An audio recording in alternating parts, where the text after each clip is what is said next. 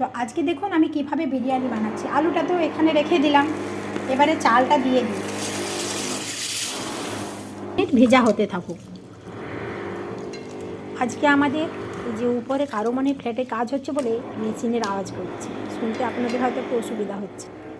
এখানে বিরিয়ানির জল গরম হচ্ছে, এটাই আমি আলুগুলো আগে দিয়ে দিলাম, না হলে সেদ্ধ হবে না, তো ওই জন্য আগে একটু আলুটা দিয়ে দিলাম আর ডিমগুলোও দিয়ে দিলাম।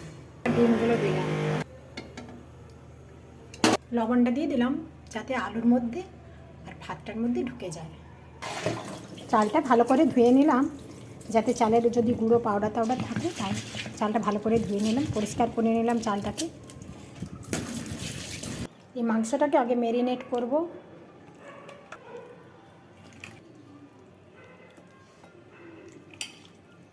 মাংসটায় আমি আগে থেকে লবণটা মাখিয়ে রেখেছিলাম, তারপর আমি কন্টেনারে রেখে দিয়েছিলাম ওটা পরিষ্কার করে, তো ওই জন্য আর এটাতে লবণ দেবো না, একের পর এক আমি উপকরণগুলি দেব।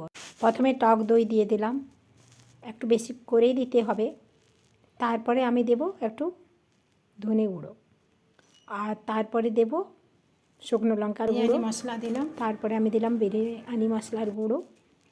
এরপর সবশেষে আমি একটুকু রসুন বাটা, আদা বাটা দিয়েছি আর লঙ্কা বাটা। এটাকে ভালো করে মাখিয়ে নেব, তারপর আধ ঘন্টা রেখে দেব। এরপর সব মশলাগুলো যেন মাংসটার মধ্যে ঢোকে, এই জন্য এটাকে আমি আধ ঘন্টার পর রেখে দিলাম। চালটা ফেলে দিই, তারপর হতে থাক। আর এই পাশে খুকুদি করছে ভেটকি মাছের পাতুরি। তো দেখুন আজকে পাতুরিটা কিভাবে বানাচ্ছে খুকুদি। মাছটার মধ্যে মাখানো হবে সর্ষে, পোস্ত, দই দিয়ে একদম মিক্সড করে নেওয়া হয়েছে মশলাটা, তার সাথে লবণ হলুদ দেওয়া হবে আর কাঁচা তেল আর কাঁচা লঙ্কা দিয়ে আজকে ভেটকি মাছের পাতুরিটা হবে। তো কিভাবে বানানো হচ্ছে সেটা আপনারা দেখুন, আর সাথে কাশ্মীরি লঙ্কার গুঁড়ো একটু।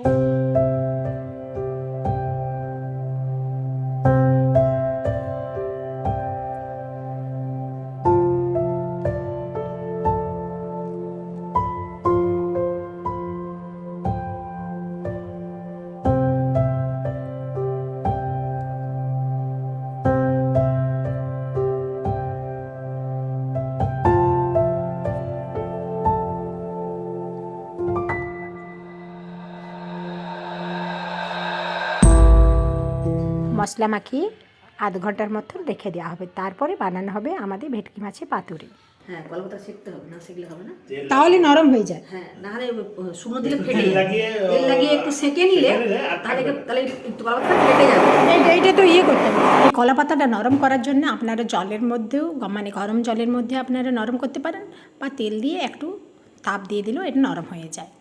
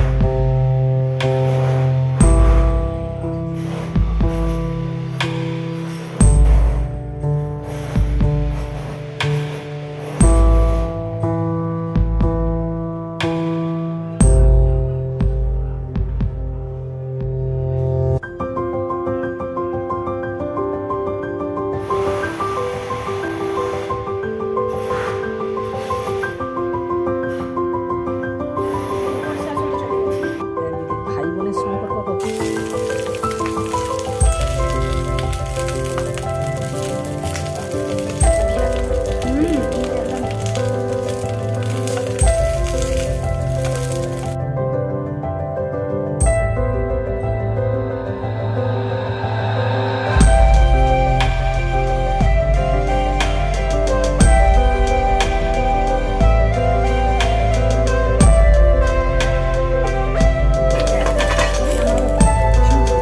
আর এখানে আমি কাজু দিয়ে দুধ দিয়ে ভিজিয়ে রাখছি। তো সাদা তেল দিয়ে আমি আগে বেরেস্তাটা করে নেব, তারপর মাংসগুলো যে আমার ম্যারিনেট করা আছে ওইগুলো একটা একটা পিস একসাথে দিয়ে আমি তারপরে ভেজে নেব। তো আগে পেঁয়াজটা ভেজে নিই ভালো করে। পেঁয়াজ ভাজাটা আমার হয়ে গেছে, বেরেস্তা রেডি হয়ে গেল। এরপর এই তেলটার সাথে আমি চিকেনগুলো দিয়ে ভেজে নেব।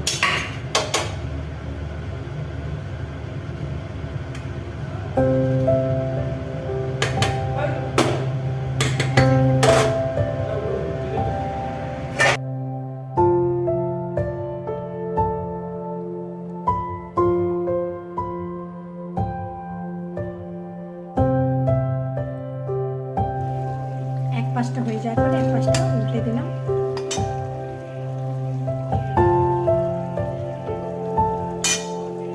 আর এদিকে পাতুরিও রেডি হয়ে গেছে, একটু হালকা আঁচে আছে, একটু তাহলে গরম থাকবে খাবার সময় পর্যন্ত। আর বিরিয়ানির এদিকে মাংসটা হয়ে গেছে।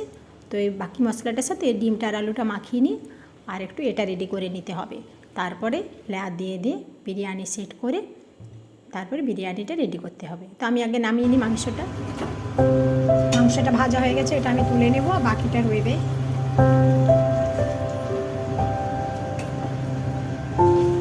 ওই তেলটার মধ্যে আমি ডিম আর আলুটা ভেজে নিচ্ছি।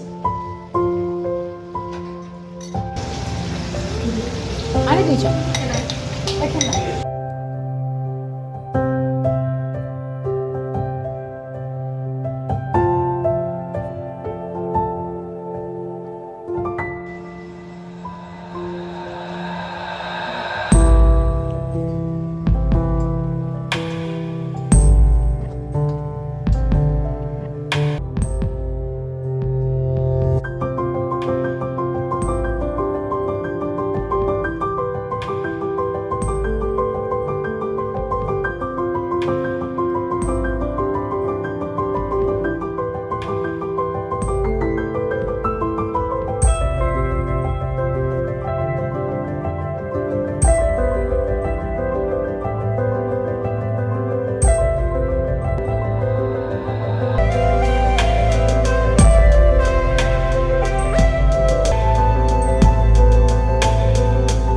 এরপরে বিরিয়ানিটা যে করছি ওপরে ভাতগুলোর উপরে আমি বেরেস্তাটা ছড়িয়ে দিলাম।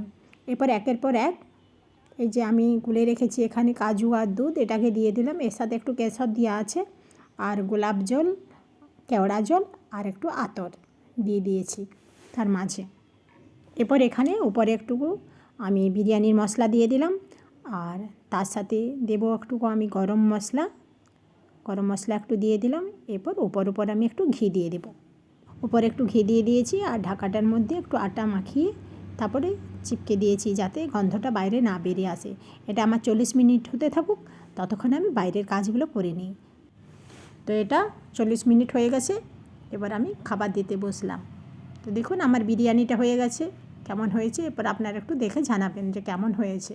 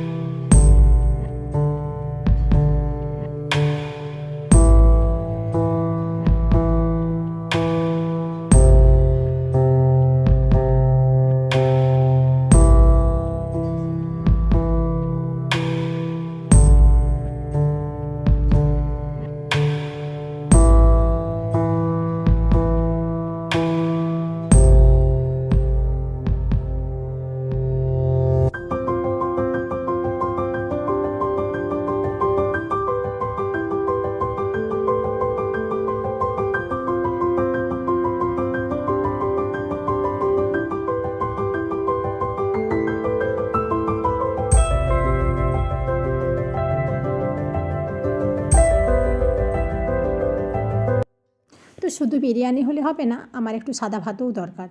তো এখানে খুকুদি যে পাতুরিটা করেছে, দেখুন এটা খুলছি কেমন হয়েছে। একটুকুও কিন্তু পাতাটার গায়ে, কলা পাতাটার গায়ে মশলাটা লাগে না। দেখুন যেমনভাবে করেছিল ঠিক সেই রকমভাবে দারুণ হয়েছে কিন্তু। সত্যি কথাই বন্ধুরা, দারুণ হয়েছে পাতুরিটা।